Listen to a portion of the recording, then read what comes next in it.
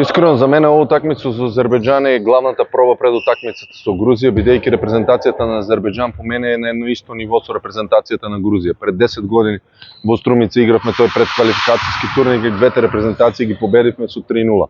Не мора да значи тоа ништо, секако, меѓутоа квалитетот нивни, јас разговарав малку со некои соиграчи со кои што сум играл од Азербејџан и ми рекоа дека репрезентацијата на Грузија се тука некаде по нивно ниво. Значи тоа е најголемата генерална проба за нас пред, да кажам, тие квалификации за европско првенство, бидејќи другите репрезентации од Златната европска лига се објективно многу поеќе од репрезентацијата на Грузија и Азербејџан.